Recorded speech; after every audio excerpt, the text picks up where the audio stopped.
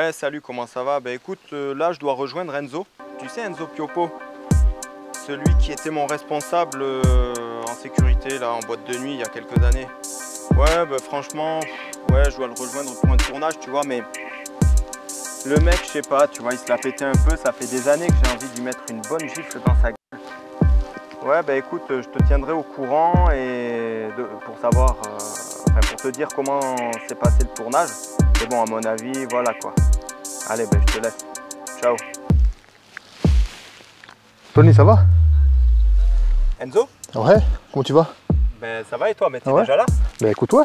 Tu devais m'appeler, non? Ouais, mais finalement j'étais un petit peu en avance. Et ouais, parce que je suis arrivé là quand tu parlais, chef sécu, le mec il est mauvais, patati patata. Ah non, j'ai pas dit ça. Non, c'est pas dit ça. J'ai pas dit ça, j'ai dit que t'étais le meilleur de l'équipe de France de grappling. Moi, c'est pas du tout ce que j'ai entendu par contre. Mais t'as mal entendu, je te dis. Je suis pas sûr. Enzo, tu vas pas commencer à m'embrouiller. Je t'embrouille pas, juste je te dis ce que j'ai entendu. Tu vas pas me la faire à moi. Reste à distance, s'il te plaît. Enzo, quand même. Il y a le Covid et tout, on va éviter. Merci. Ouais, mais Covid ou pas Covid, voilà quoi. Moi, voilà tu dis des trucs que j'ai pas dit. Si, t'as dit ça. Enzo. Reste à distance, s'il te plaît. Sinon des quoi? problèmes. Sinon quoi?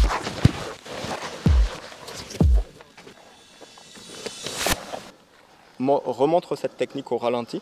Ouais. Donc attends, je vais te dire. Du coup là, c'est si tu as un individu un peu trop proche de toi. Ben, comme toi. Voilà. Et je suis pas.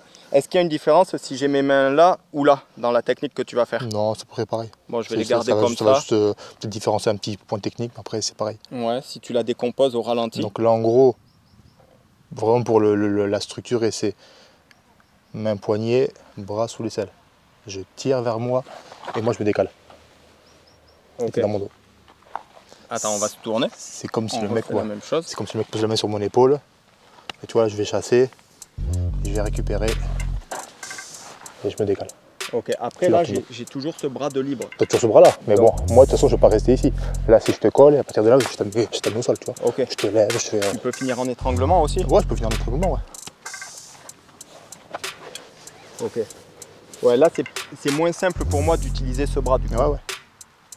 Ok. L'objectif, c'est pas de rester dans ton dos et d'attendre. C'est je te prends, soit je te lève, je t'amène au sol, soit je te balaye, je t'amène au sol. Ça marche. Est-ce que tu peux le faire plus rapidement? Ouais, après je suis pas très rapide. Avec l'étranglement, mais...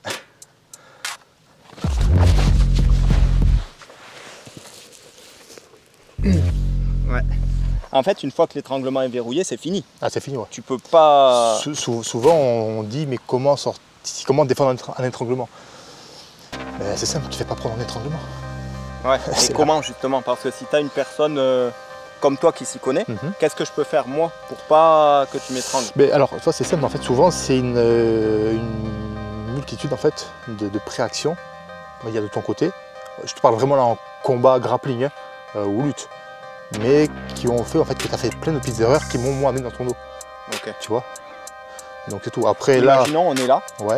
Là, on est à l'étranglement. Mets-toi derrière s'il te plaît et fais-le. Qu'est-ce que je peux faire à partir de là? Si c'est verrouillé, prie et de l'apnée. Ok. Mais sinon, voilà, c'est déjà essaie-toi de créer de l'espace avec tes bras. Je peux faire comme ça? Voilà, et rentrer ton menton.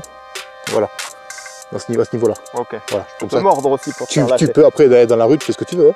Voilà, mais l'objectif en fait, voilà, fais-le moi. Si tu me prends l'étranglement, tu vois déjà, micro, hop, tu le fais comme ça. Voilà. Alors déjà, et voilà. Là, passe derrière ma tête. Non, derrière ma tête. Derrière ta tête? Voilà. Ok, parce que j'en connais qui passent derrière leur propre tête. Mais tu mets moins de pression déjà. Là, il y a plus de pression. Donc là, déjà, moi, si je veux défendre, c'est créer de l'espace et rentrer le menton. Ok. À partir de là, tu vois, là, déjà, je suis tranquille. Ouais. Tu vois, là, tu peux m'étrangler, je risque plus rien, tu vois. Ouais, c'est sûr. Et après, moi, un petit détail que j'aime bien rajouter, en fait, c'est déjà quand on le fait, c'est pas ce mouvement-là, parce que là, ben, qu'est-ce qui va se passer? Tu vas récupérer mon bras, d'accord, donc tu vas pouvoir défendre. C'est en fait quand je suis ici, ma tête vient se coller sur ma main qui est sur mon épaule, parce que si je suis là, enlève-moi la main, vas-y. Voilà, c'est facile. Si je suis là, enlève ma main. Ouais, je peux même pas je peux attraper ton petit doigt, mais c'est voilà. tout quoi. Et cette main, en fait, elle vient passer derrière, pas devant. Elle vient passer derrière et vient remplacer ma tête. Et derrière, je verrouille. Ok, verrouille. Pas trop fort, mais vas-y. Vas-y, verrouille. Reste verrouillé. Ouais, t'as pas de... Voilà. T'as plus de force en fait. Et moi, ce que j'aime faire, c'est pas en fait étrangler de cette manière. Ma main, en fait, d'ailleurs, je la place de cette manière-là. Pourquoi? Regarde, si tu le fais, toi. Donc. Fais ça. Mets-toi comme ça et maintenant fais ça. Est-ce que tu sens une différence quelque part? Ouais, ben déjà je suis contracté là. Voilà, donc du coup tu mets une plus grosse pression. Ok. Voilà, c'est des petits détails techniques que j'aime bien rajouter. Okay, quand j'arrive à passer les entranglements. Et la main, c'est au dernier moment que tu la tournes ou de suite? Non, de suite. Moi, dès que je prends, en fait, de suite, je la place, hop, je la mets dans ce direction. Direct. Ok, ça marche. Ça marche. Bon, Enzo, tu as été double champion d'Europe en grappling, 3e au championnat du monde en grappling. Est-ce que tu peux nous raconter brièvement quel a été ton parcours et quels ont été tes professeurs, s'il te plaît? Ouais, alors mon parcours est assez simple. J'ai commencé par le MMA en 2014-2015 à Toulouse, au Supreme Arena. Et j'avais comme coach l'un des pionniers du MMA en France, qui est Mathias Riccio. Un sacré personnage, ce garçon aussi. Et vraiment, j'avais adoré cette première année parce qu'il t'inculquait vraiment le fighting spirit. Et tu rentrais sur le ring, tu pouvais aller à la guerre avec lui, tu étais tranquille. Donc j'avais commencé avec lui et ensuite la seconde année, je me suis dit bon, maintenant que j'ai vu un peu ce côté vraiment fighting spirit animal, je voulais développer un peu mon côté technique parce que moi qui venais du foot, en termes de sport de combat, j'avais pas de base technique ou quoi que ce soit. Donc je suis parti du Supreme Arena et je suis parti à Gym Body Club. C'était Gaël Grimaud, le coach de MMA, et Mathieu Barbier, le coach de sol. Donc là, j'ai continué un petit peu ma formation MMA. Après, tu sais, pour tout ce qui est les takedowns, là, les singles et double leg, comment tu fais pour te défendre face à ça? Dans un contexte peut-être de rue. Bon, après, moi, je ne sais pas les faire. Donc, la technique va être mauvaise et médiocre. Mais... Déjà, la première des choses, ça, c'est Maxime François qui le dit, donc dans les vidéos qu'il fait avec Thomas Robertson. D'ailleurs, si vous voulez aller voir les vidéos de Thomas et Maxime, c'est sur strongpeople.tv. Il y a plein de vidéos et je crois qu'en ce moment, notamment, Thomas a mis une offre où c'est 30 €, je crois, à l'année. Vous avez 30 € par mois à l'année et vous avez toutes les vidéos qu'ils ont fait dessus. Donc vraiment, je l'ai pris parce que ça vaut vraiment, vraiment, vraiment le coup. Enfin, ils montrent des choses, des bases de la lutte, du sol, la prépa physique. Enfin, c'est magnifique. Et Maxime François, du coup, le dit, en fait, la première des défenses sur une amenée au sol, c'est pas le takedown, en fait. C'est pas le sprawl, pardon. Le sprawl, c'est la dernière des défenses. La première des défenses, ben, c'est tes mains. D'accord? Donc, tu veux me rentrer dans les jambes.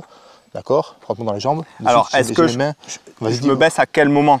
Au dernier moment où je suis déjà baissé et j'arrive pour te soulever. Alors là, si on prend le contexte de la rue, alors, il n'y a pas de vérité, en fait. Chacun va réagir différemment. Il y en a, qu'est-ce qu'ils vont faire? Ceux qui combattent un peu, qui sont dans la rue, qui ont des problèmes, qu'est-ce qu'ils vont faire? C'est ils vont masquer, ils vont rentrer. D'accord? Après, tu as les gros bourrins qui sont là, comme ça, ils vont rentrer, ou ils vont rentrer tête première, ils ne savent pas trop comment faire. Donc au final, toi, quand tu défends, la seule chose que tu as à faire, vas-y, rentre comme tu as envie de rentrer sur moi. Voilà, de suite, c'est mes mains qui vont venir en opposition sur toi. Avec mes mains, tu ne pourras pas rentrer sur moi. Ça, c'est la première des choses. Attends. Finis ton explication. Voilà. Donc si j'ai mes mains en opposition, tu ne pourras pas rentrer sur moi, parce que mes mains vont te bloquer. D'accord? Main, ou si je suis débordé, avant-bras. Et dernier lieu, si vraiment tu m'as complètement débordé, là c'est le sprawl.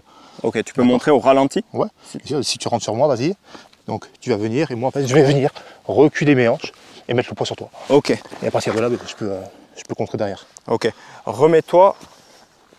Alors, là, ne sprawl pas. Ouais. Donc là, tu m'empêches de rentrer. Ouais, c'est ça. Si j'ai... Attends, hein. Si j'essaie quand même de faire ça, là, tu sprawls ou tu... Non, parce qu'automatiquement, je sais que cette jambe-là est, entre guillemets, vulnérable parce qu'elle est en avant. Donc quand tu vas rentrer, si tu veux me la saisir, voilà, hop, je la recule. Ok. Vois, et si j'essaie autre chose, remets-toi s'il te plaît. Si j'essaie pas d'aller sur cette jambe, mais que j'essaie d'aller, admettons, j'essaie de passer pour vraiment... Ok, tu te décales du coup. Ouais, je me décale. Okay. Et de toute façon, vu que j'ai ce contact, j'ai un contact dominant sur toi, donc dès que tu vas vouloir rentrer, ben, automatiquement je vais le sentir. Okay. D'accord. Donc après j'ai juste moi à bouger avec toi en fait. Ok. Donc je me sens pas en danger particulièrement. Ok. Et là, toi, en grappling, vous essayez bon, d'avoir un contact pour ressentir, mais est-ce que vous essayez aussi de lire la ligne d'épaule ou ça vous intéresse pas? En fait, déjà, nous, le regard, quand tu combats, faut pas regarder le visage de ton adversaire. Parce que tout ce qu'il fait avec ses jambes, tu ne vois pas, les balayages et les cils. En fait, il faut regarder au niveau de la poitrine. D'accord. Au niveau poitrine, en fait, tu vois ce qu'il va faire avec ses mains, avec ses jambes, tu peux lire tout son corps, en fait. D'accord. Donc c'est important. Donc automatiquement, si le mec, il commence à bouger avec ses bras, toi, tu es là en contact, vas-y, bouge avec tes bras, fais ce que tu veux. D'accord? Moi, je vais le voir. Ok. D'accord? Mon objectif, en fait, c'est je ne sais pas ce que tu veux faire, donc je ne te laisse pas le faire. D'accord? Si tu viens poser ta main sur mon épaule, moi, vas-y, fais-le. Moi, qu'est-ce que je vais faire en combat? Je vais l'enlever. D'accord? Ta main sur ma tête, je vais l'enlever. Je ne vais rien te laisser poser parce que du coup, je vais annihiler ton jeu comme ça. Là, je parle vraiment, on va dire, grappling, compétition. Là, la rue, c'est encore autre chose. C'est différent. La rue, je te prends le banc, je te le casse sur la tête. Enfin, si je peux le lever, je ne suis pas sûr. Mais c'est encore autre chose, tu vois. Ok, ça marche. Et en 2018, j'ai eu l'occasion de rencontrer Thomas Loubersan, monsieur Thomas Loubersan, qui était revenu sur Toulouse. Il avait ouvert sa salle sur Cornevarieux. Et comme moi, je cherchais un endroit où je pouvais m'entraîner assez régulièrement, allô Thomas, on s'entraîne? Allez, on s'entraîne. Donc on se retrouvait que lui et moi des fois. Il me torturait pendant 40 minutes et puis chacun repartait de son côté. Donc j'aimais bien ce petit côté en fait où c'est pas programmé, t'appelles, on y va, on s'entraîne. C'était pas que pendant les heures d'entraînement. Et il avait monté une équipe pour faire le championnat d'Europe justement à Rome. Donc bon, je connaissais pas du tout ce monde-là. Il m'avait amené avec lui, il m'avait mis donc la ceinture bleue pour aller combattre.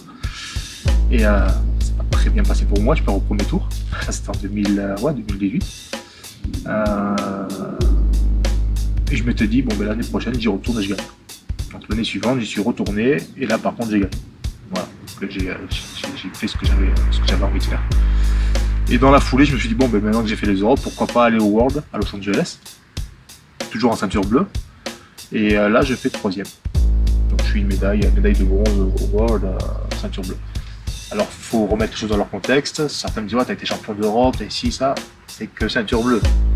Les vrais champions d'Europe, entre guillemets, les vrais champions du monde, en IBJJF, ce sont les ceintures noires. Donc les Thomas Loubersan, les gens comme ça qui ont la ceinture noire. Moi j'étais qu'une ceinture bleue, donc en gros j'étais champion d'Europe, allez, des débutants. C'était vraiment, moi j'essayais de recontextualiser la chose un petit peu. Mais voilà, c'est quand même une petite ligne sur mon palmarès, entre guillemets, qui est sympa à évoquer.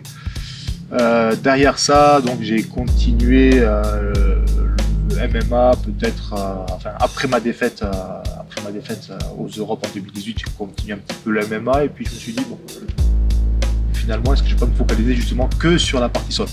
Donc c'est ce que j'ai fait, donc du coup je suis resté à Gym Body Club avec le club qui s'appelle Matskill et c'était Mathieu Barbier qui le tenait. Mathieu Barbier qui est un élève de Thomas Loubersan. D'accord. Alors, est-ce que je vais être objectif ou pas? Je sais pas. Et calvaire, au sol, calvaire, pour moi à Toulouse, c'est l'un des meilleurs au sol que j'ai pu voir. Il a quel gabarit?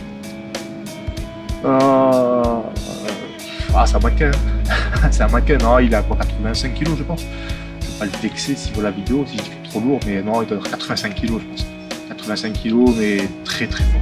Ouais, très très très fort. Pour moi, l'un des meilleurs que j'ai pu voir en France en fait. Du coup, j'ai commencé donc l'apprentissage avec lui, donc c'était en fin 2018, vraiment que du sol. Thomas a dû repartir à l'étranger, préparer le championnat du monde en Thaïlande, etc. Donc moi, il est reparti, donc moi je suis resté à Toulouse. Donc j'avais Mathieu comme coach, Mathieu m'avait amené au championnat de France, là je perds en finale, ça c'était en fin 2018, début 2019 justement. Début 2019.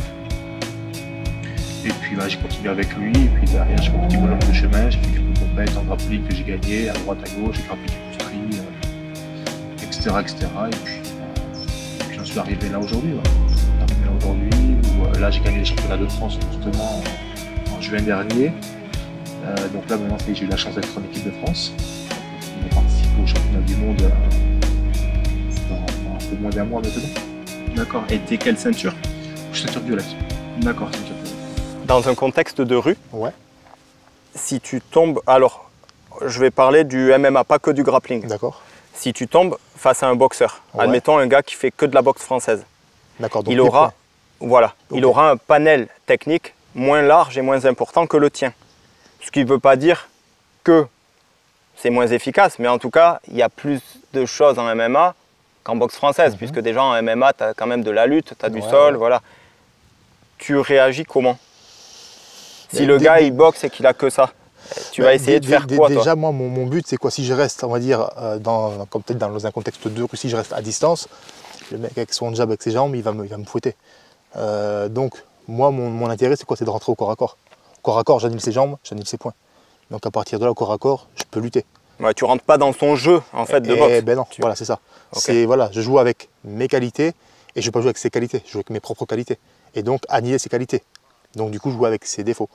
Okay. Donc, si c'est un boxeur, lui va être bien à distance avec son jab, avec les middle, les low kicks, etc. Donc, si moi je reste à distance, ouais, tu risques de morfler. Donc, du coup, je vais essayer de me rapprocher au plus de lui, de prendre le contact. Et puis, il m'envoie une jambe, j'essaie de saisir la jambe, je rentre, je le balaye. J'essaye de rentrer dans mon jeu. Ok. Et est-ce que tu vas forcément essayer de l'amener au sol ou pas forcément? Est-ce que tu peux essayer de rester debout, à le maîtriser avec un étranglement ou... Alors, moi, je pars du principe, en fait, et d'ailleurs, je vais te le montrer, c'est très simple. Si je peux rester debout, je reste debout. Pourquoi? Parce que si tu vas avec quelqu'un au sol, tu ne sais pas ce qu'il y a dans les poches. Surtout aujourd'hui, les gens, ils ont des coupes-coupes, des couteaux, on en voit tellement. Tu vas au sol, tu ne vois pas ce qui se passe. Là, tu sors un couteau, je le vois. On va au sol, je ne veillerai plus parce qu'on est trop au corps à corps. Donc du coup, en rajoutant ça, moi, quand j'essaye si ça doit m'arriver, je ne vais pas rester face à toi. D'accord? Parce que là, regarde, je vais te toucher, tu vas essayer de me défendre pour pas que je te touche. D'accord? C'est facile. Bouge pas. Pareil, je vais essayer de te toucher, faut pas que je te touche. T'es prêt? Ouais. Et ouais, en fait, si je tourne ma tête, je peux peut-être un peu voir, mais... Donc c'est pour ça, moi, en fait, si ça doit m'arriver, là, c'est que ma propre vérité, je dis pas que c'est la vérité absolue, c'est ne pas rester dans l'axe de mon adversaire. C'est automatiquement, avec Alan Bragg, d'accord, boum, c'est là, c'est dans ton dos. Ici, toujours, j'aurai un temps d'avance sur toi.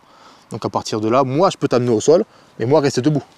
Tu vois, ou t'étrangler, te faire dormir, après, tu as plein de choses. Mais moi, c'est un peu mon leitmotiv, c'est je ne reste pas dans l'axe. C'est comme le boxeur. On est deux boxeurs face à face, c'est à toi, à moi. Par contre, si je commence à me décaler, je trouve les angles, c'est différent. Ok. Voilà. Il y a quelques mois, on t'a vu dans une vidéo de Karaté Bushido. Ouais. Donc, il y avait Thomas Loubersan, il y avait Jérôme Le Banner, il y avait Grégory Bouchlagem, donc Greg MMA. Il y avait Maxime François. Du coup, est-ce que tu peux nous parler un peu plus de cette rencontre et enfin de cette opportunité avec bon, Thomas Loubersan, tu le connais depuis longtemps, mais avec Greg MMA et Jérôme Le Banner. T'en as pensé quoi? Alors, déjà pour la petite histoire, il faut savoir que c'était pas prévu du tout en fait.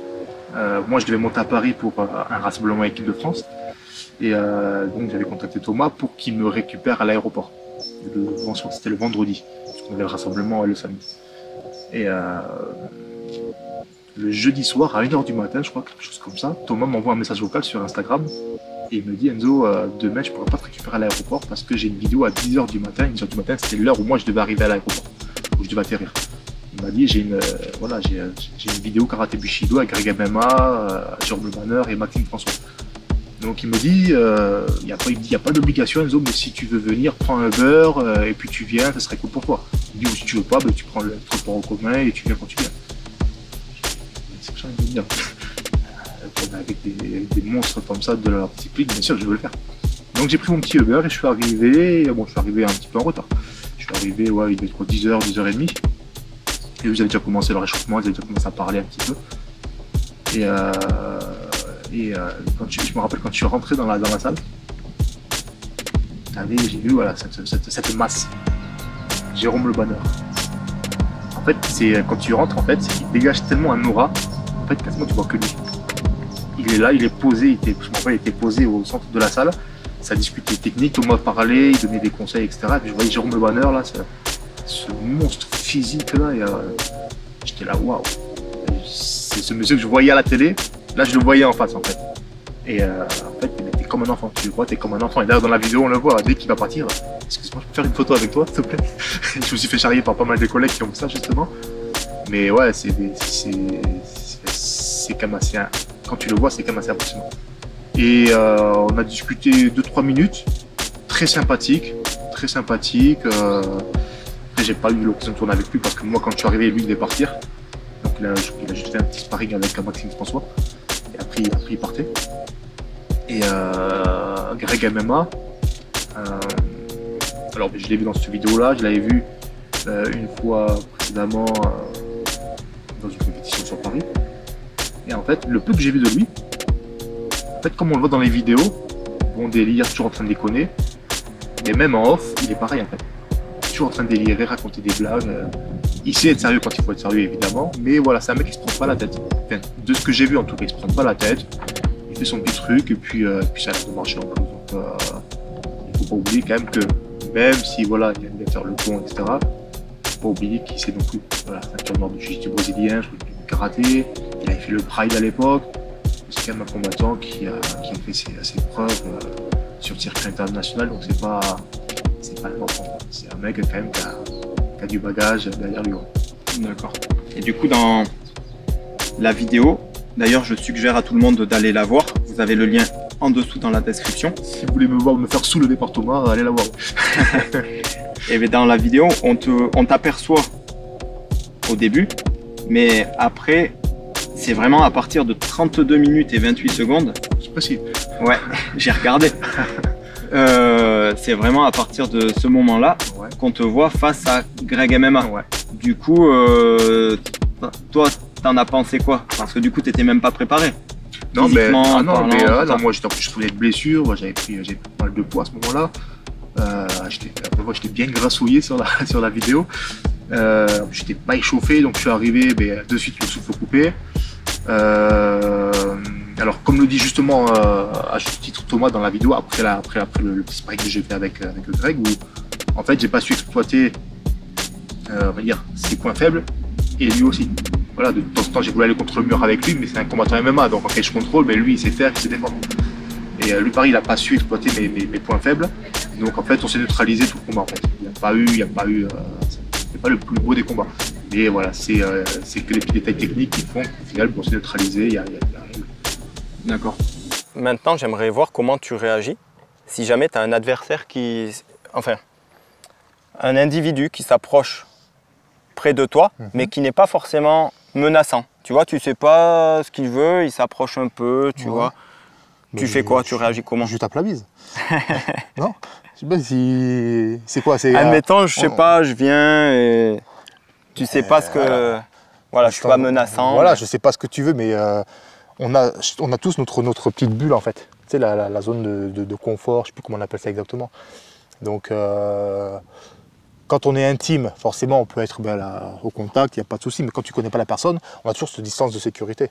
Donc le mec, je ne le connais pas, il se rapproche de moi, mais... tu vas essayer de t'écarter. Voilà, je garde mes distances parce que je ne le connais pas, donc voilà, je garde mes distances. Ok. Et puis voilà. Okay. Simplement, après, il n'y a pas de vérité, en fait, chacun va réagir différemment. Ça va vraiment dépendre des gens, du comportement des gens, du vécu des gens, ça va dépendre de beaucoup de choses. Donc il n'y a pas de... Je pense que certains vont te dire, voilà, il faut faire ça, ça, ça, ça. Non, peut-être que moi je vais réagir d'une manière, toi d'une autre. On ne peut pas, voilà, il n'y a pas de vérité. Ok.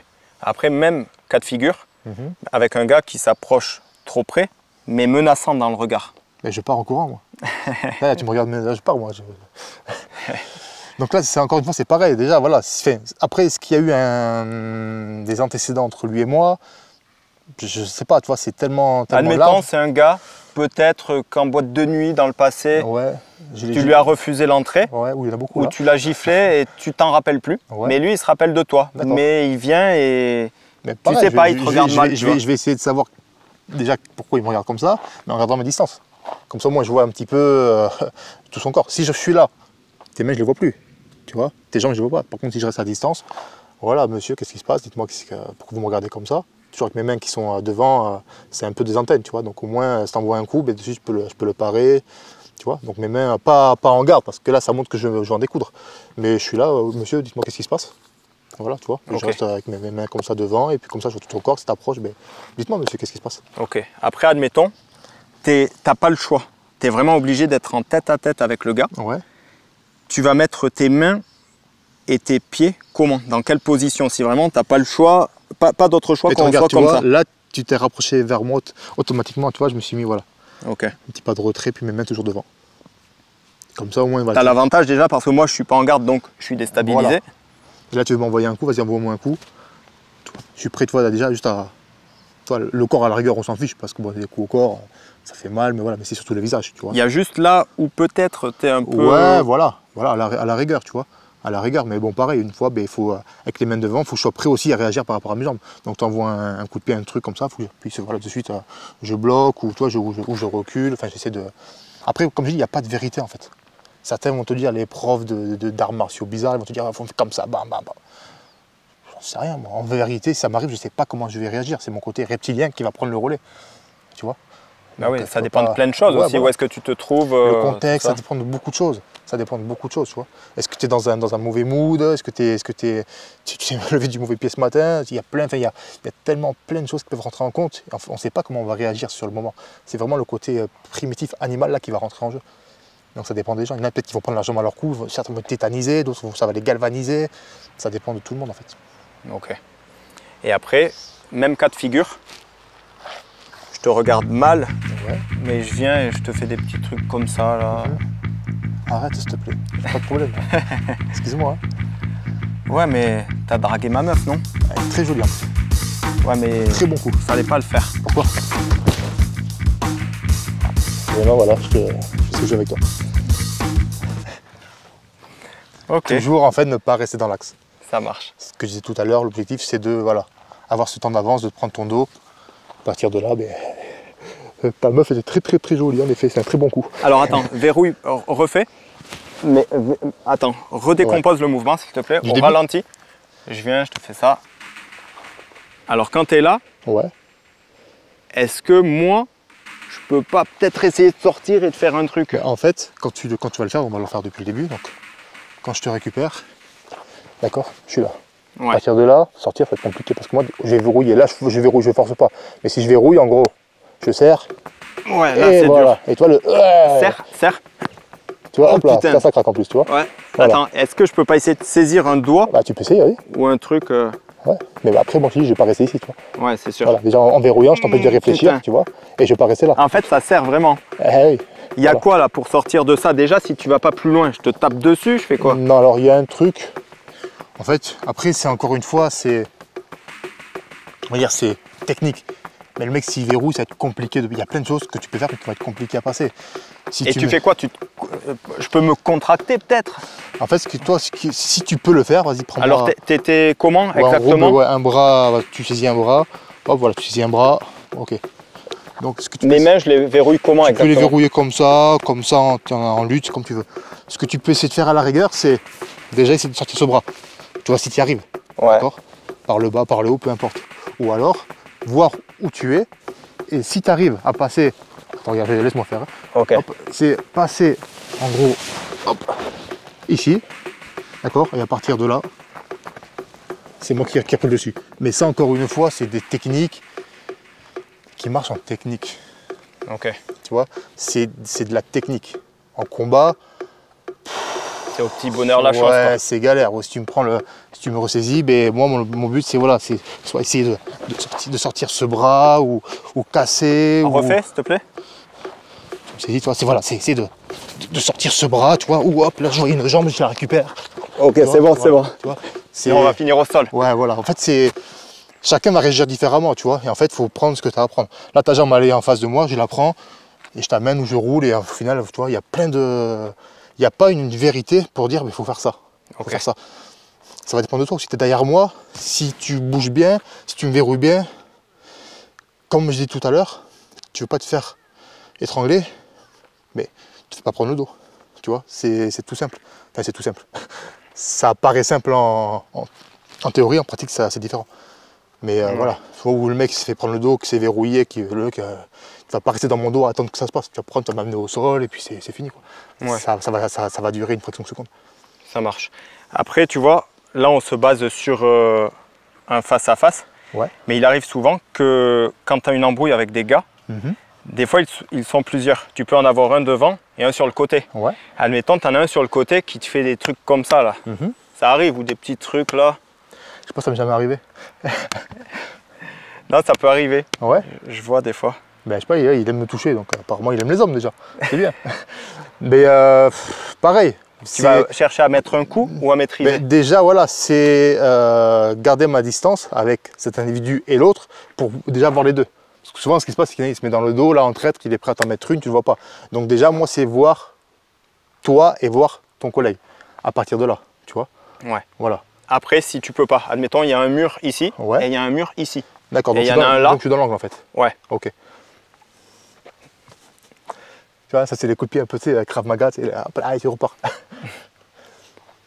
C'est, voilà, là, mais après c'est vraiment le contexte de la rue. Donc entre guillemets, si je sens que ça va être mauvais pour moi, mais voilà, c'est le côté justement le cerveau reptilien qui va se mettre en action et c'est toucher pour détruire quoi. C'est soit eux, soit moi. Ouais. Donc je préfère que ce soit moi qui m'en sorte.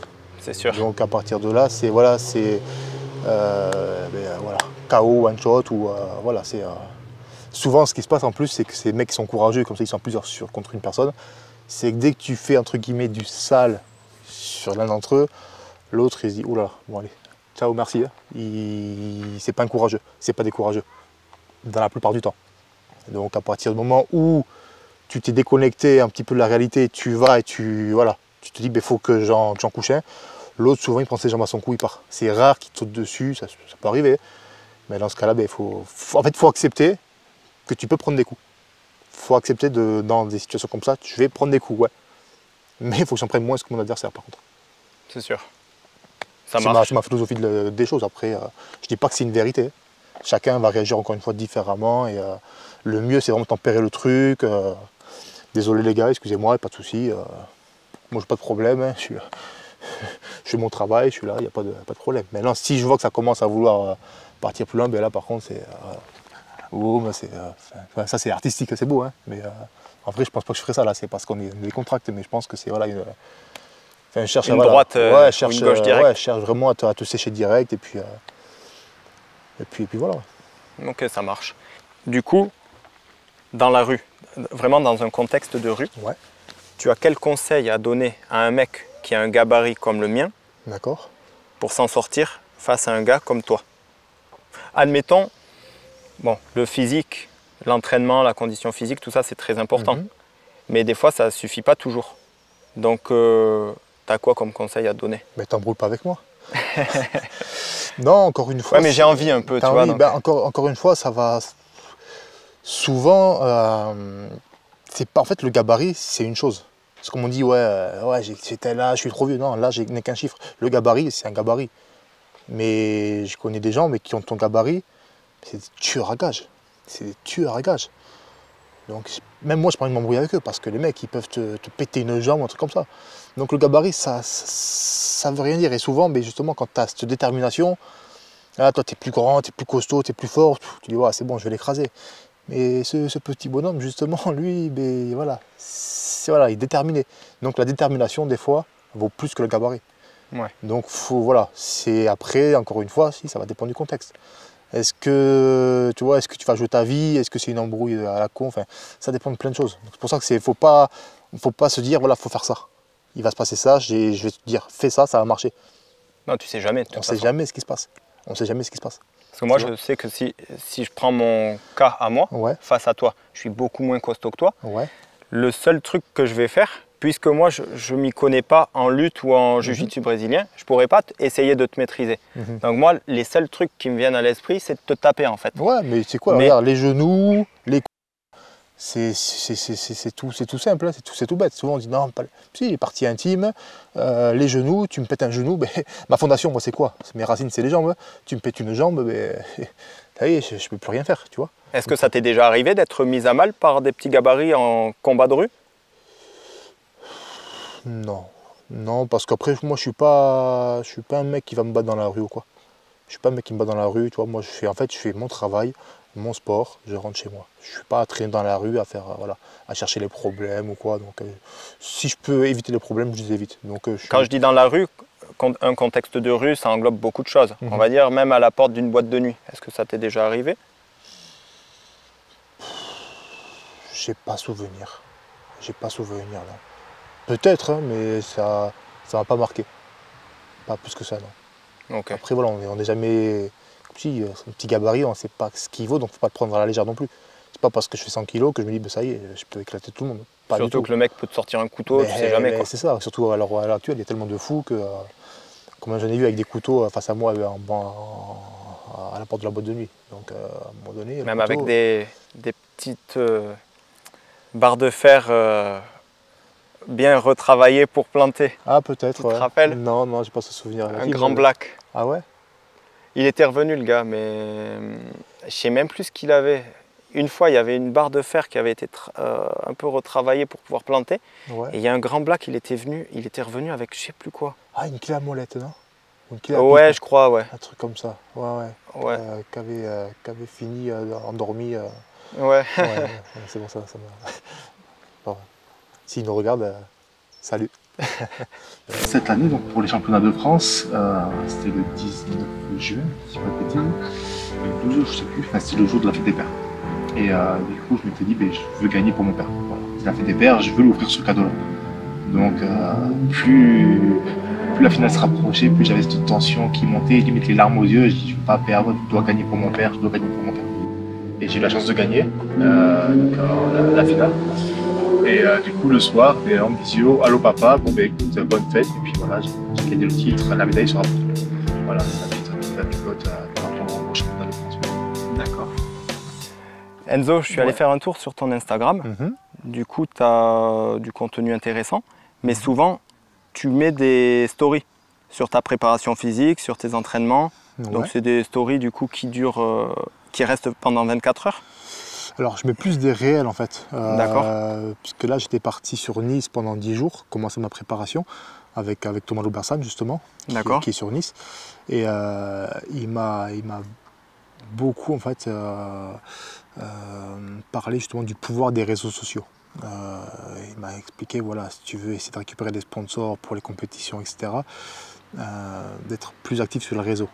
D'accord. Donc du coup, j'ai suivi un petit peu ses conseils à faire des réels que je mets du coup en publication, que je peux mettre également en story, mais du coup c'est réel, du coup tout le monde peut les voir au final.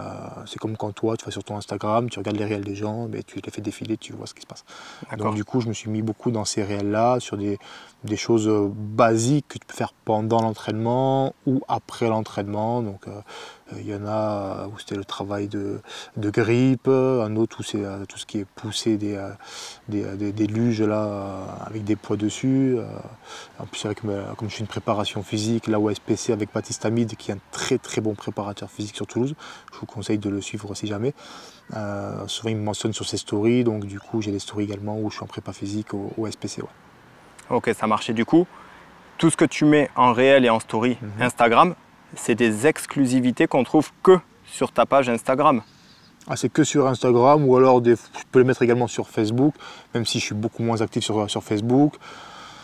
Je me suis un petit peu, je dis bien un petit peu, lancé sur TikTok, où des fois je peux mettre également des vidéos, mais là où je suis vraiment le plus actif, c'est sur Instagram. Je suis encore un peu récent sur Insta, mais voilà, j'essaye d'alimenter le réseau du mieux que je peux. D'accord, ça marche. Mais merci beaucoup Enzo. Merci à tantôt. De rien. Moi, tu vois, je suis ni grand ni costaud. D'accord. Donc deux désavantages, deux tares. Si je suis face à un gars comme toi qui est grand, mais qui ne mesure pas 2 mètres non plus, mais qui est costaud, c'est difficile pour faire un étranglement arrière vu ta corpulence. Donc quel conseil, enfin qu'est-ce qu'il faut faire en amont pour que je puisse le placer? Et ensuite, face à un gars, je sais pas, qui mesure 2 mètres et qui pèse 120 kg, comment un gars comme moi, je vais réussir à placer un étranglement? Parce que j'ai déjà essayé sur, tu te rappelles Moussa? Oui, il mesure 2 mètres 7. Ouais, 2 mètres 7, ouais. Beau bébé. Ouais. Et j'ai déjà essayé pour m'amuser. Ouais. Mais je peux pas, il est beaucoup trop grand. Ouais. Il est grand et costaud en plus, donc. Mais toi aussi, qu'est-ce que tu t'embrouilles avec des gens comme ça? C'est des gens qui sont hors normes. C'est pour tester, tu vois, au moins pour voir. Parce que si ça m'arrive, à part taper, moi j'ai rien face à un mec comme ça, mais en tapant, à moins que j'ai un coup de chance, oui, peut-être si je touche le genou ou autre, voilà, mais sinon, en vrai, je vais me faire démonter. Donc, qu'est-ce que je peux faire pour, voilà, face à un gars comme toi ou un gars comme Moussa? Alors, pour placer un étranglement comme ça. Moussa, c'est encore autre chose qui fait. C'est un gratte-ciel, le mec, donc c'est encore autre chose. Mais un mec comme moi, si déjà tu as pris mon dos, que je suis trop grand pour toi, voilà, je te baisse. Ok, refais-le s'il te plaît, doucement. Ok. Tu vois. Après, tu peux mettre un coup ici ouais, aussi. Pour voilà, ça. tu vois, ou tu vois, avec le genou, tu vois, Okay, ouais. en fait, je casse ta posture. Tu vois, à partir du moment où tu casses la posture, ben, le mec automatiquement ça va le déséquilibrer et là tu as la place. Et en plus, du coup, il est en arrière, tu le prends, c'est plus facile et puis tu le ramènes au sol. D'accord. Et après, si c'est un géant, du coup ben, tu prends une échelle. Non, si c'est un géant, ben. Peut-être pareil, mais ce sera plus dur. Ouais, non, alors regarde, tu le sautes dans le dos. Tu sautes dans le dos et tu le prends l'étranglement. Ouais, mais là, pour le verrouiller, c'est un peu plus difficile, non? Ça reste une gorge. Donc, ouais. Si tu me sautes dans le dos, tu as mon dos, tu es dans mon dos comme un sac à dos. Tu vois, comme un petit Wistiti, tu vois, tu es dans mon dos, mais après tu essaies de travailler. Et bon, après, c'est. Je dis, il faut pas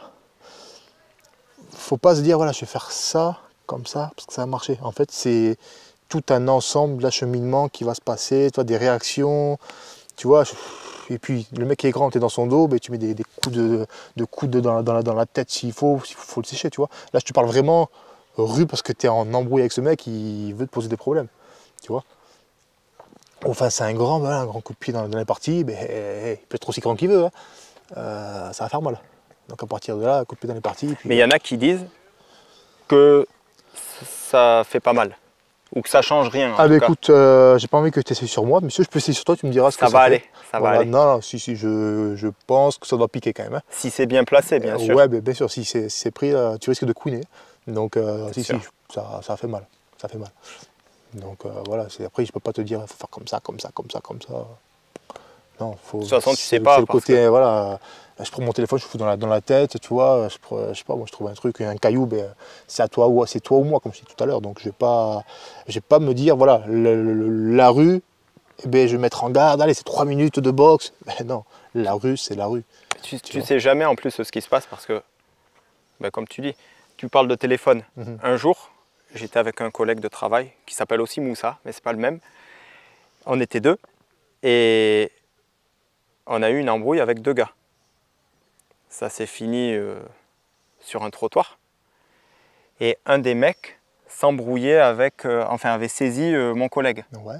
J'arrivais pas à les séparer, donc j'ai fait un étranglement au mec. Sauf que ce qui s'est passé, c'est que moi je tenais le mec en étranglement, mais le gars ne lâchait toujours pas mon collègue, et mon collègue le tenait aussi. Donc on était à 3 à se tenir. Il y a 6 autres gars qui sont sortis de nulle part.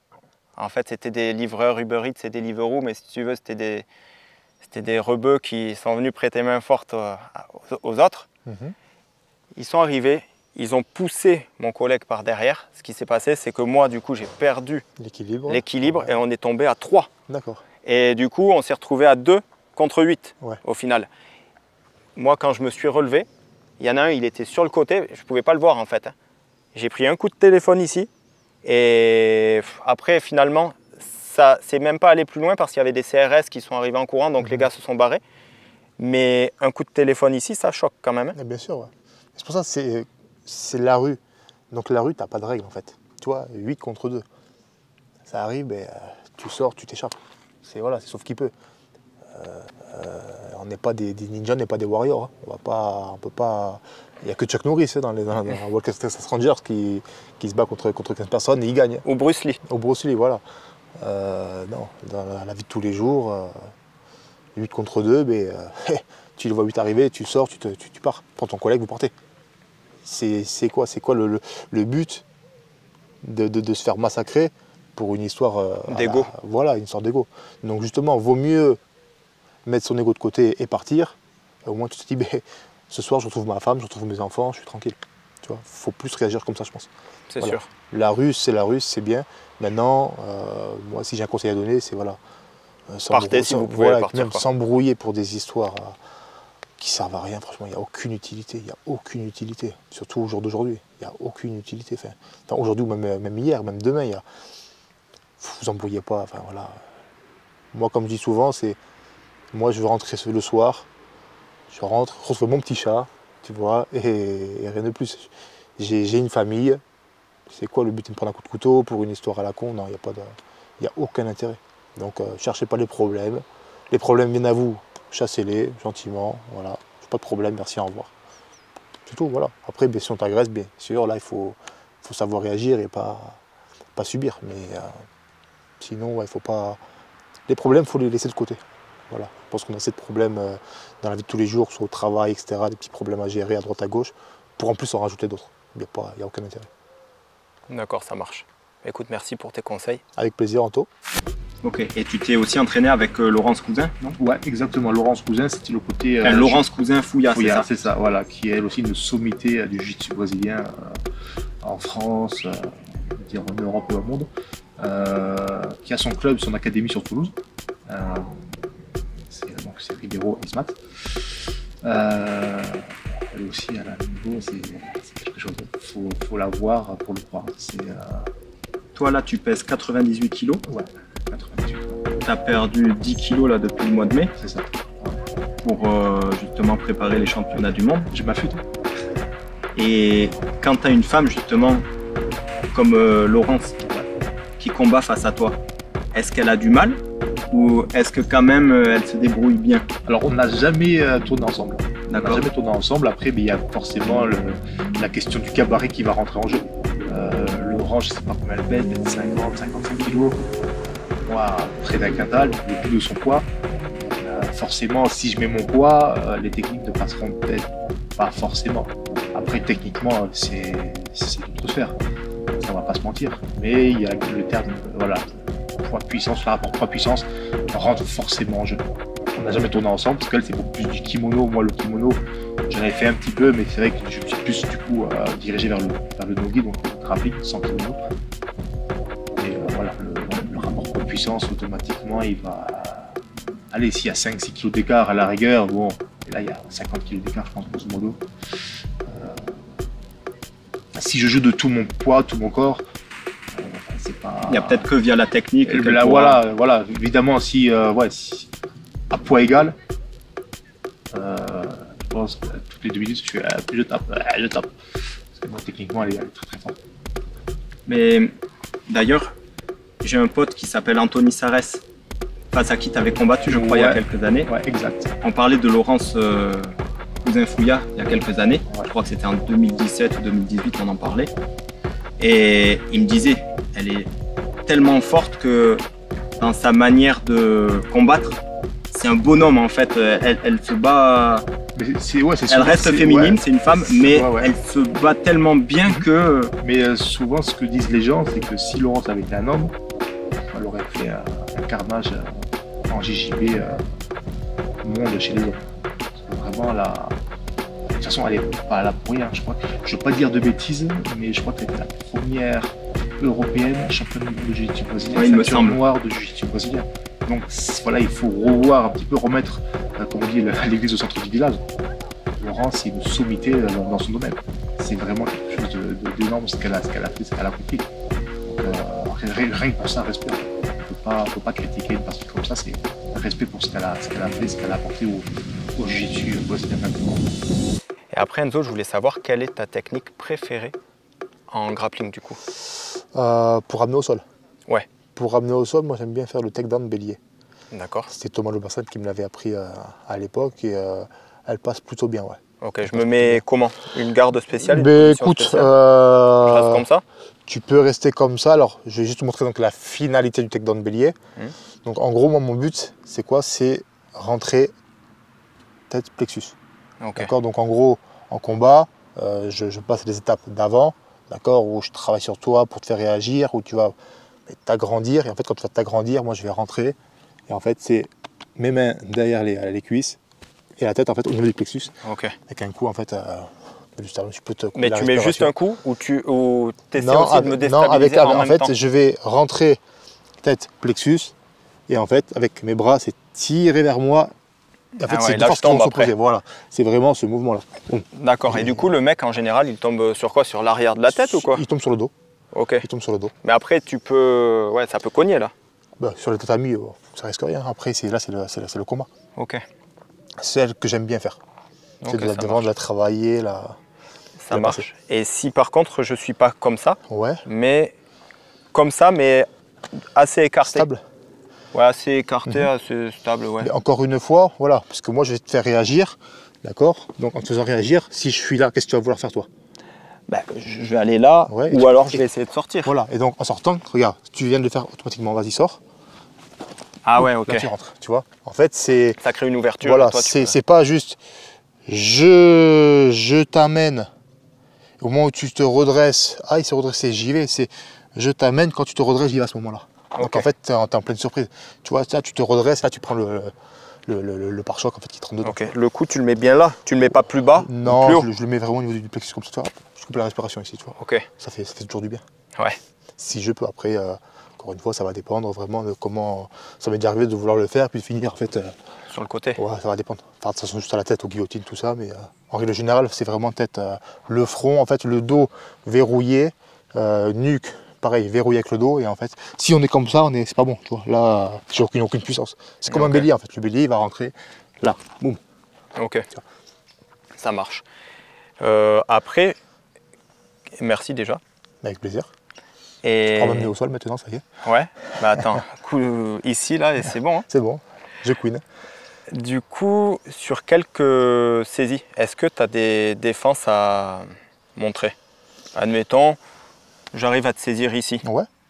Bon après, bien sûr, tu vois, ça dépend toujours parce que si c'est en hiver et que tu as un gros manteau, je pourrais pas forcément te saisir comme je veux. Tu vas te faire saisir le manteau. C'est ça. Ouais. Si c'est en été, imaginons tu as transpiré, ça peut glisser, mais imaginons que j'arrive à bien te saisir. Bon, je ne serre pas, mais là sur ça, sans forcément frapper l'adversaire, mais juste en, je sais pas, tu fais une clé, tu fais quoi? Non, regarde, c'est moi qui récupère le contact dominant. Ok. Tout simplement. D'accord. Là, si tu veux forcer, l'ouverture, elle est où? Elle est ici.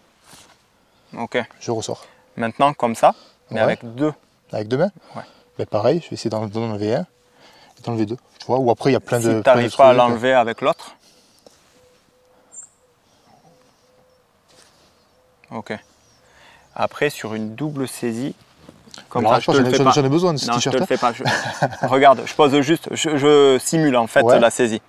Mais à nouveau, c'est pareil. Alors, tu as plein de trucs où ils vont venir, je crois, croiser, des trucs comme ça. Moi, je suis pas trop expert de ces choses-là. Moi, le mec qui me saisit, automatiquement, deux bras, un bras, je casse. Tu vois, Ok.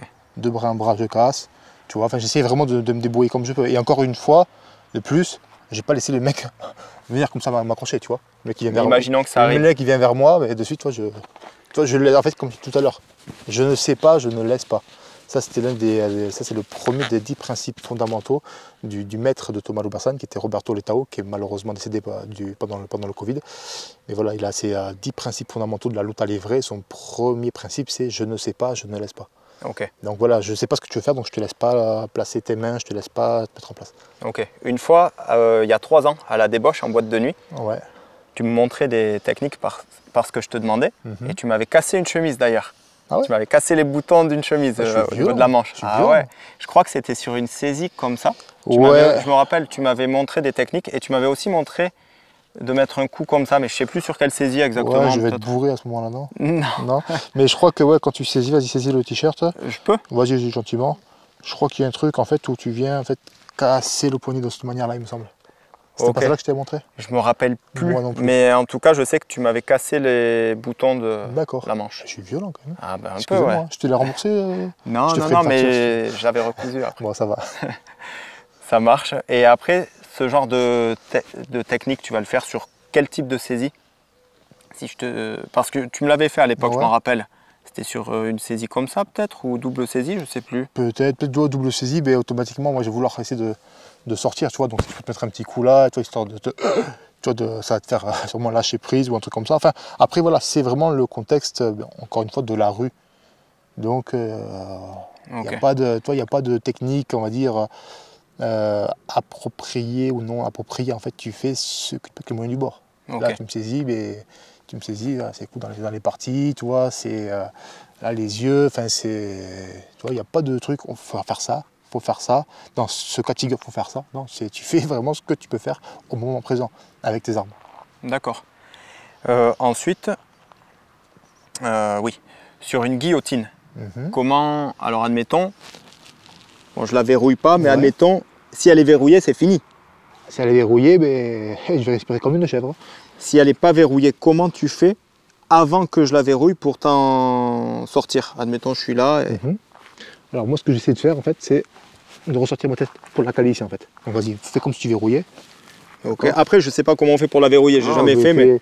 Ouais, comme ça. Comme ça? Ouais, comme ça. Moi, c'est de revenir ici.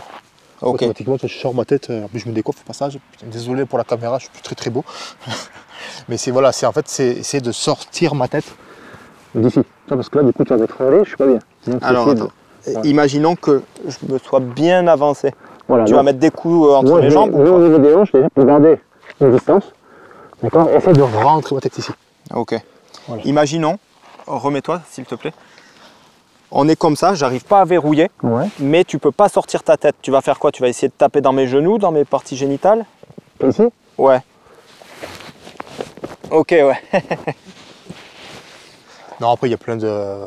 Là j'ai fait un peu en mode Brutus, mais après tu as plein de techniques, de choses comme ça. Et bon, moi je suis pas le spécialiste, on va dire, de ces techniques, tu sais, Krav Maga, Penchak Silat, décide et ça. Moi je vais essayer de vraiment faire le truc le plus basique possible. Okay. D'accord. Comme je t'ai dit, voilà, moi ma tête je veux pas qu'elle soit ici, parce que si tu me décapsules, ça fait mal. Thomas Loubarsan, qui était vraiment spécialiste des guillotines, quand il s'est dit en guillotine, tu respires comme une chèvre. C'est pas agréable. Donc la tête, en fait, il vaut mieux pas qu'elle soit ici. Tu vois. Toujours si tu dois rentrer, c'est ici, là au moins tu peux pas me guillotiner, tu vois. Je te récupère, je passe dans le dos, tu vois. Après tu as plein de trucs, mais en règle générale, j'évite que ma tête se retrouve ici. Ça marche. Là, sinon c'est pas bon pour moi. Ça marche. Et après, la même chose, mais sur le côté, tu vas faire quoi? Ok. Je t'aime au sol. Attends, on va se tourner un peu. Donc là, admettons, je t'attrape sans verrouiller. Ouais. Ok. Vas-y. Ok. Ok. Ça marche. En fait, t'as plein de possibilités. Il faut juste le connaître, en fait. Et toi, ça marche. Mais du coup, tu vas toujours chercher à m'amener au sol ou à utiliser le grappling. Mais est-ce qu'il y a des moments où, en plus de ça, tu vas essayer d'intégrer des coups? C'est-à-dire, admettons, on est là, tu pourrais aussi me mettre des coups dans les parties avant de faire ton truc, tu vois? Bien sûr, puis là, tu as le foie en plus. Ouais. Alors, quand tu piques le foie, tu vois? Ouais, ça surprend, tu vois? Tu vois? J'étais décontracté, là. Voilà, Ah, ça marche. Enfin, si, en fait, t'as pas de vérité. Vraiment, tu prends ce que tu as devant toi, tu vois? Mais là, on est là, mais j'ai quoi? J'étais parti, j'ai le museau qui est là. Toi, et après, tu m'amènes... Ouais, puis même là, je peux même te récupérer là, comme tout à l'heure. Je t'amène au sol, tu vois. Mais il faut vraiment prendre ce que tu as à prendre, en fait. Ok. Maintenant, le mieux, c'est pas de te retrouver dans cette position-là. Ouais. Attends, montre-moi le truc pour m'amener au sol, tout doucement. En fait, je viens joindre mes deux mains entre tes jambes. Ouais. Automatiquement, si je suis loin avec mes hanches, ça va être compliqué pour moi de te lever. Donc je vais rapprocher mes jambes. Ok. Et je pourrais t'amener au sol. Ok, j'ai vu un truc similaire. Je crois que c'était Hugo Tronche qui faisait ça.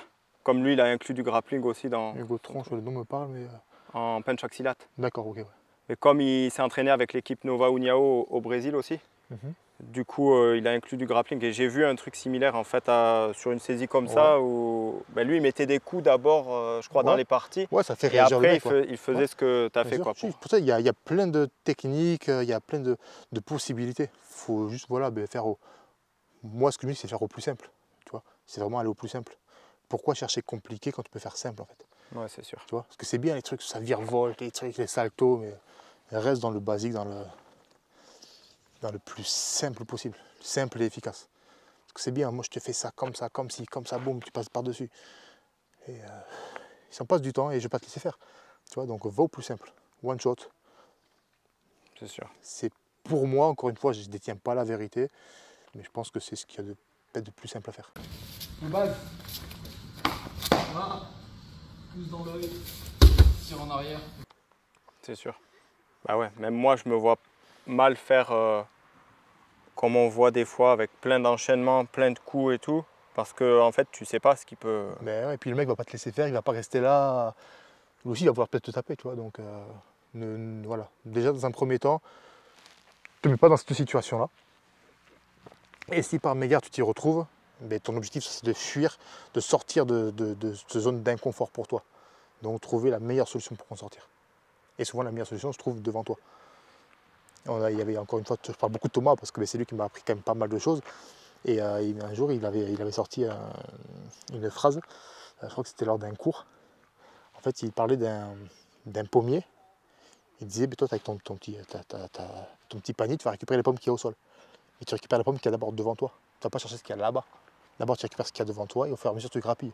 Mais là, c'est pareil, en fait. D'abord, tu récupères, tu prends ce qu'il y a à prendre devant toi et après, tu avances. Tu vois. Parce que si je me retrouve ici, là, en étranglement comme tout à l'heure, que je vais aller chercher des trucs là, bah voilà, pourquoi? Moi, ce qui se passe, c'est devant moi, c'est là.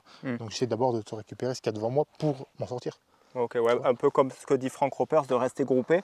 Si tu es là, tu vas au plus court, ouais, voilà, plutôt que de revenir et d'aller... Ouais, c'est ça, voilà. Pourquoi, si voilà, je sais pas, pourquoi je vais aller chercher la jambe arrière alors que c'est là qui est devant moi, tu vois? Ou toi, tes bras sont devant moi, donc je vais pas vouloir aller chercher tes jambes alors que tes bras qui vont me gêner.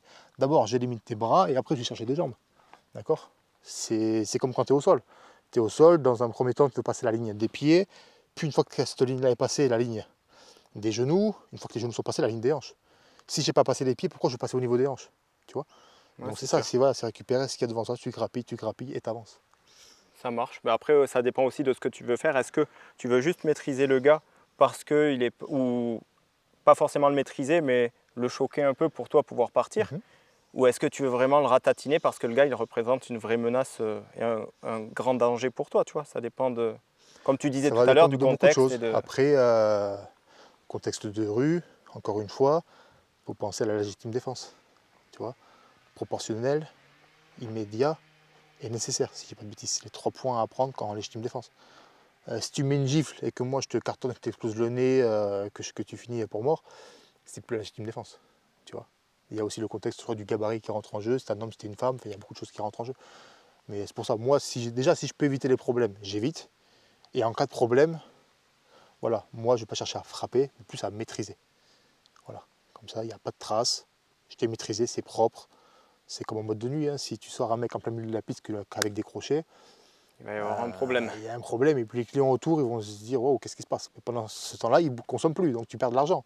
Donc le patron vient te tirer les oreilles derrière. Pour mieux sortir le mec proprement, c'est propre, c'est efficace, personne ne le voit, les gens s'amusent, c'est festif, et toi tu sors le mec et au moins qu'est-ce qu'ils disent? Tu l'as sorti, tu l'as pas frappé, il ne s'est rien passé, juste tu l'emmènes avec toi. Et...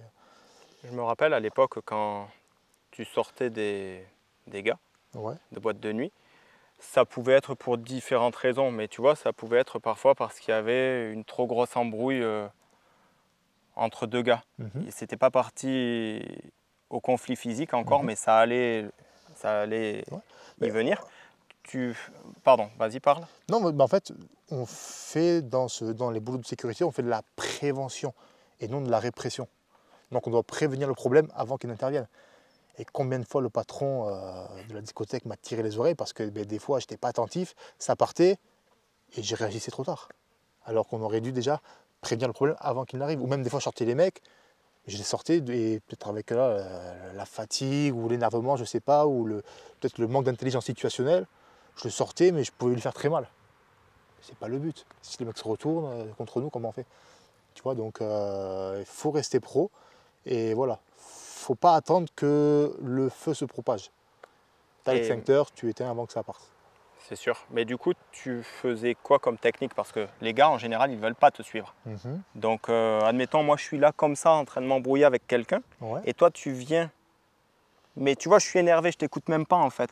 Tu viens pour me sortir. Et la sortie, la porte, elle est là-bas. Là, tu fais quoi? Tu essaies de me parler? Non, parce que déjà, c'est quelqu'un qui est énervé, en plus avec l'alcool en boîte de nuit. Et parfois les stupéfiants. Voilà, les 2 ou 3, voire une fois 4 réunis, pour lui parler, le mec, il ne t'écoute pas. Donc, il faut que ça aille vite, en fait. Donc, soit je te récupère, voilà, tu viens avec moi, ou voilà, si je sens que le mec peut être même menaçant pour moi, je ne me prends pas la tête. Hein. Voilà. Hop. Je le ramène en étranglement sans le faire dormir si possible pour qu'il reste lucide. Mais en fait, encore une fois, ça va dépendre des situations, tu vois. Mais comme tu as dit, le mec est énervé, il va en découdre. J'ai pas, monsieur, venez avec moi s'il vous plaît, là, c'est que ça ne fonctionnera pas, il faut que ça aille vite en fait. Ouais, il va pas t'écouter, il va même te mettre un coup, dire oh, me parle Voilà, pas. Faut que ça aille vite, donc on le prend, je le maîtrise. Et une fois que le mec est maîtrisé, en fait, il va se dire ah, ouais, en fait, je sens que je peux rien faire de plus. Donc, ben, vas-y, ok, je te suis. Tu vois, donc peut-être en étranglement, je le ramène dehors. Faisons attention de ne pas verrouiller pour ne pas le faire dormir. Ça m'est déjà arrivé d'en faire dormir malheureusement. Mais voilà, le but c'est que tout se passe bien pour tout le monde. Et pour la clientèle, et pour le staff de la discothèque. Ça marche. Ben, écoute, merci beaucoup pour tes précieux conseils. Avec plaisir, Anto. Enzo, je suis allé faire un tour sur ton Instagram. Ouais, il t'a plu? Beaucoup. T'as plein de petites photos sympas dessus. Non, plus sérieusement. Photo coquine. Ouais, un peu. Attends. Allez, on refait. Allez, sois sérieux un peu. Allez, déconne un peu, ces mouches, elles nous emmerdent. Ah putain. Mais tu sais, surtout que là, voilà, il est en équipe de France de grappling et tout, mais tu vois, je suis sûr que c'est le plus nul, quoi. Il vaut pas grand-chose, le mec. Donc voilà. Ouais, bah écoute, je te tiendrai au courant. Ça va, Anto? Attends, pardon. Remets-toi comme t'étais. Tourne un peu, peut-être pas. Là, quand je te regarde? Non, avant. Je te regarde déjà, là. J'étais déjà chaud, là. Alors attends. C'est même que je te pécho, Ouais. ou que tu me pécho, je sais pas. On va le...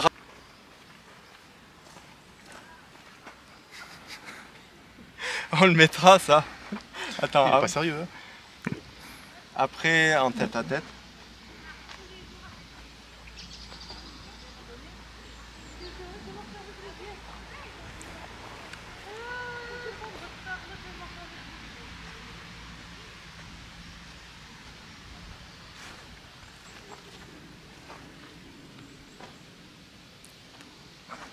Et après peut-être en garde.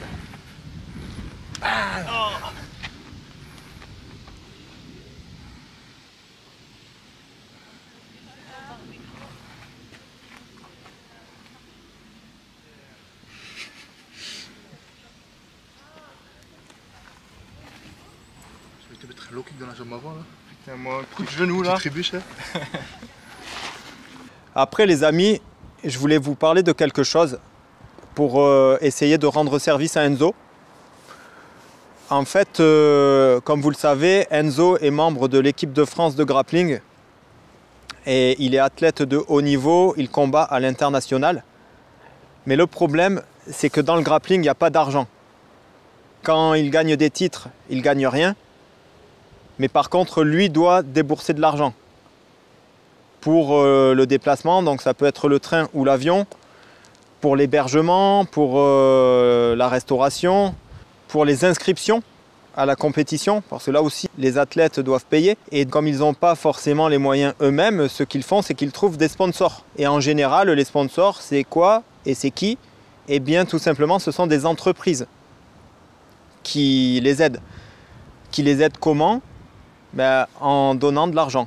Et comme l'argent est versé à une association, les sponsors récupèrent l'année d'après les 2/3, donc 66,6% via une déduction des impôts. Donc voilà, c'est intéressant, ça permet de soutenir des athlètes, mais surtout, les sponsors pourraient se dire mais qu'est-ce que ça peut m'apporter à moi de soutenir un athlète? Ben, tout simplement déjà de l'exposition. Aujourd'hui, tout le monde cherche de la visibilité. Au niveau des entreprises, en général, une entreprise cherche toujours de l'exposition et de la visibilité. Enzo, via sa page Instagram, parle de ses sponsors, fait des posts sur ses sponsors. Donc déjà, ça fait un petit peu de visibilité. Ensuite, Enzo recommande les sponsors. Donc c'est bien parce que on sait très bien que le bouche à oreille est un vecteur important de communication. Donc pour la réputation d'une entreprise, le bouche à oreille c'est très important. Dans le grappling, il n'y a aucune aide de la part des fédérations. C'est les athlètes qui se débrouillent eux-mêmes, tout seuls. J'ajouterais qu'il ne faut surtout pas sous-estimer et négliger l'importance et l'impact que pourrait avoir un athlète sponsorisé. vis-à-vis de son sponsor. Parce que oui, effectivement, le sponsor paye.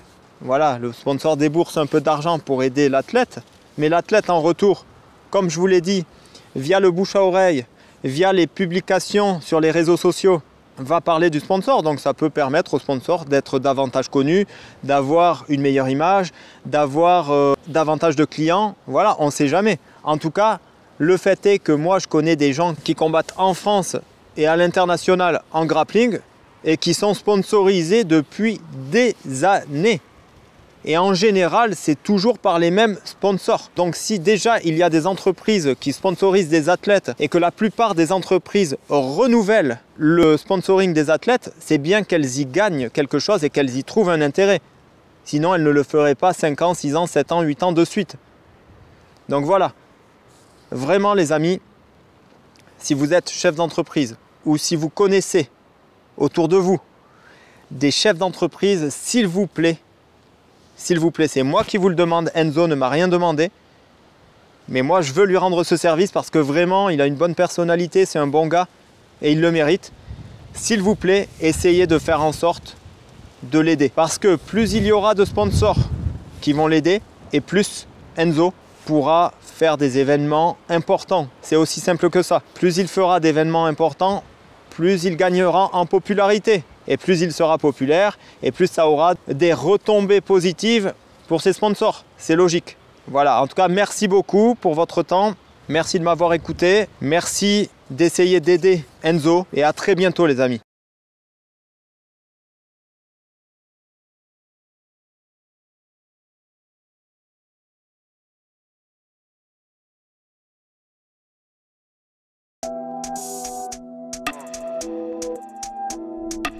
Pour nous aider et nous soutenir, abonnez-vous à notre chaîne YouTube et n'hésitez pas à venir nous suivre sur Instagram. Merci d'avance à tout le monde.